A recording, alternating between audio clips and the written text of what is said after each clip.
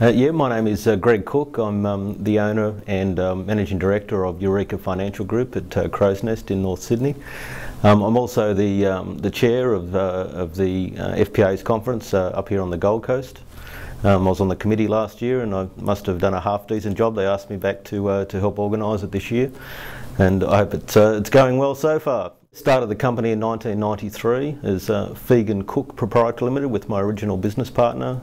He retired in the late 1990s. We rebranded the business in the early 2000s. My new business partner Andrew Jones, who's a CPA, came on board, and we're a growing business. One of our claims to fame was we were finalists in the FPA's Practice of the Year Awards when they were last held in 2008.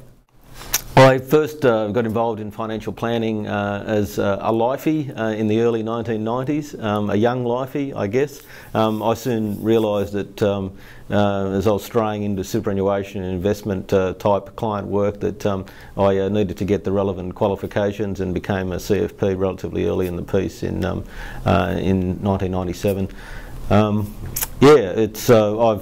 In terms of education standards, there's a lot of grandfathered CFPs like me, I think, which need to go back and probably do some of the other education. I've done CFP myself in the last 12 months, and not just raising the standard for new planners, but for those who are already in the industry.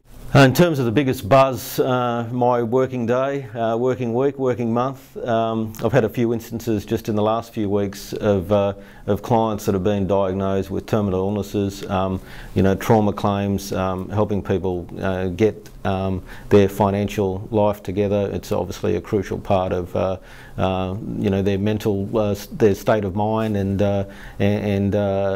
whether they're able to recover or the news isn't so good. It's a little bit of a role of that a priest might have provided a few years ago, in just sort of being there to sort of hold hands and get things done. So things like that, I can go in with a client and sort of save them $10,000–15,000 a year in tax, or solve some particular stressful situation they've got. That obviously is rewarding, but it's even more so when you realise it's at the absolute crucial times in somebody's life that you're able to be there and to be of assistance to them, and you can see the gratitude they've got for it. What's happening at Eureka and the micro issues that we're facing, we're actually acquiring the businesses of a couple of retiring advisors, so we're currently working through signing off on that, and a 100-day plan to integrate that. And obviously it's going to take longer than 100 days, but all the important issues that need to be done first off. So that's going to happen in December in my business, so that's obviously in mind for 2011. In terms of the regulatory changes and so on, we decided to adopt the FPA's July 2012 remuneration changes in July 2009. So we've already well and truly digested that for all of our new clients since that time, and we're progressively transitioning our existing clients. In fact, we're well on the way to doing that. And part of the integration of these new advisors is to actually bring them further along on that process that Eureka is already well down. In terms of how difficult it is for planners, I think, as we know, the crucial thing is having a service offer and a value proposition that you can happily hang your hat on, and know that you can have clients willingly sign up for year after year.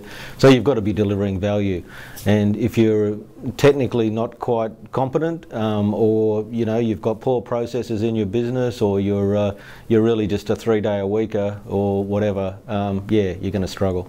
Yeah, in terms of making all new entrants tertiary qualified, I 100% support what the FPA is doing. I'd go a step further and say that existing CFPs from the 1990s, 2000s also need to go back and do further education. There's many thousands of us out there, and although it's something a lot of CFPs wouldn't do on a voluntary basis, I think it should fall into the category of them being dragged forward to do it, to lift the overall education standards standard of the industry to the right level. Otherwise, it's going to take a whole generation to move it forward.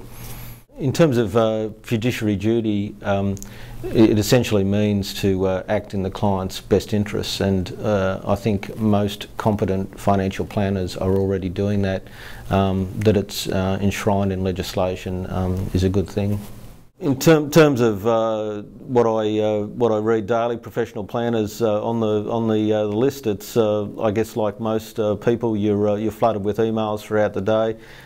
Just like often with the Financial Review or whatever, you might really just spend 30 seconds looking at it. If something gets your attention, you'll give it another minute or two. But obviously, in this 24/7 Twittersphere world that we live in, there's a lot of information to consume, and you've sometimes when you're under the pump with client work, you've got to be a little put a stronger filter up. But yeah, it's I particularly like with a professional planner the interaction you sometimes get from different advisors and industry participants in the sort of blog and comment. It's sometimes a little loose, but that sometimes that's where you get the really candid points of view.